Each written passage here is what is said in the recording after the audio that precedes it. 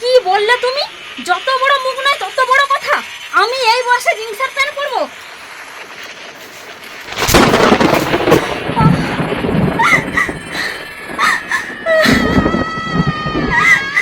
মা,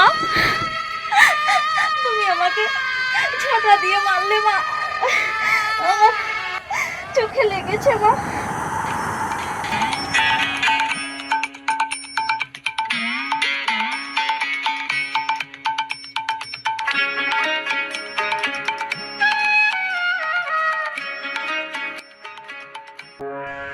বৌমা, আমি তোমাকে লাস্ট বারের মতো বলে দিচ্ছি, তুমি এই বাড়িতে ওই ধরনের পোশাক একদম পরবে না বলে দিচ্ছি, একদম পরবে না।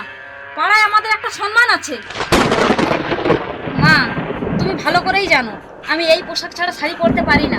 তুমি তো প্রথম থেকেই জানো যে আমি প্রথম থেকে এই পোশাক পরে আসছি, শাড়ি পরতে পারি না, সেটা তোমার ছেলেও জানে। তাহলে এসব কথা বলছো কেন?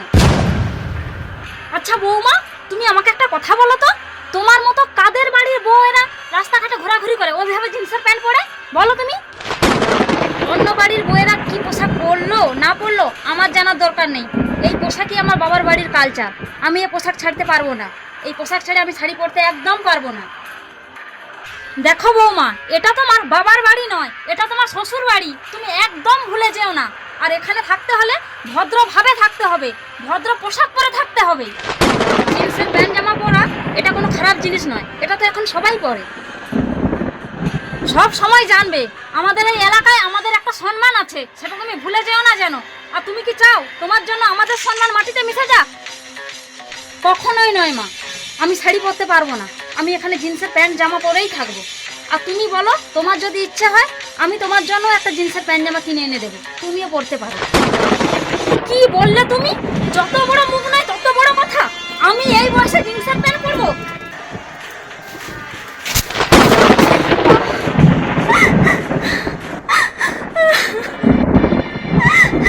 মা,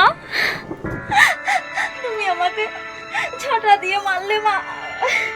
আমার চোখে লেগেছে মা। তুমি আমাকে এইভাবে ঝাঁটা দিয়ে মারলে। আমি কি ভুল করেছি বলো মা? আমি কি ভুল করেছি?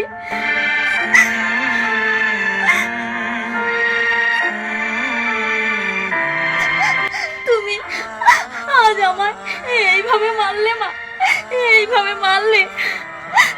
তোমার ছেলে বাড়িতে আসো, আমি তোমার ছেলেকে সব বলবো মা, সব বলবো। আমি আর এ বাড়িতে থাকবো না, চলে যাবো আমি আমার বাবার বাড়িতে, আর থাকবো না।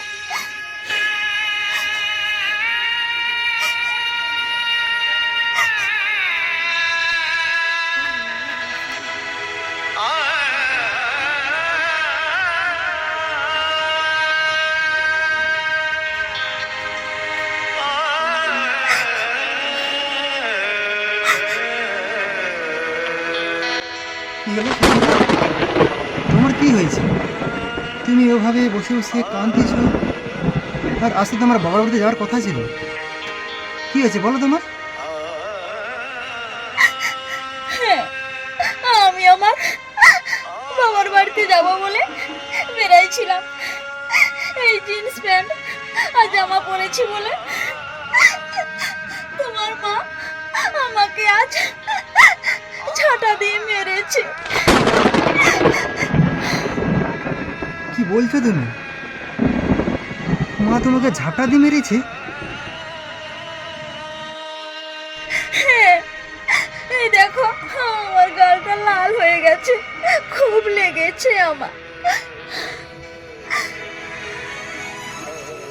সুস্মিতা, তুমি কিছু মনে করো না। মায়ের হয়ে না হয় আমি তোমার কাছে ক্ষমা চাইছি। তুমি একটু ভেবে দেখো, আমরা গ্রামে থাকি, গ্রামের মানুষেরা এই সমস্ত পোশাক ঠিক মেনে নিতে পারেনি।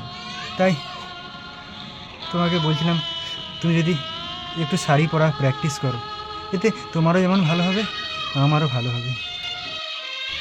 তুমিও তুমিও আজ আমায় এইভাবে কথা বলছো? তুমি তো ভালো করেই জানো গো, ছোটবেলা থেকে আমি এই পোশাকেই অভ্যস্ত।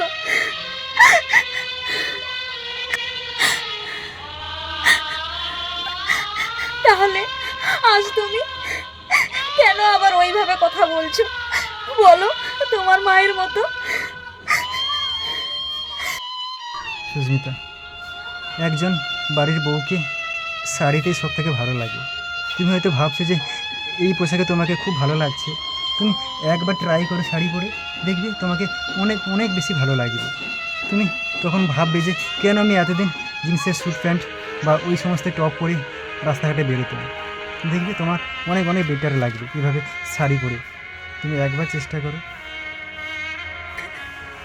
পারবো না, আমি তোমার কথা আমি শুনতে পারবো না।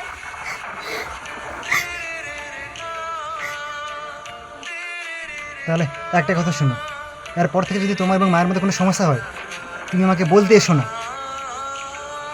এত করে বলছি যে শাড়ি পরার চেষ্টা করো, ভালো লাগবে, তোমার ভালো লাগবে। আমার কথা তুমি শুনছোই না। 10 বছর হয়ে গেল তুমি আমার এই সংসারে এসেছো, এখন সেই জিন্সের প্যান্ট আর টপ তোমাদের কালচার কি না? আমার গড় গড় গড় তোমাদের কালচার কি?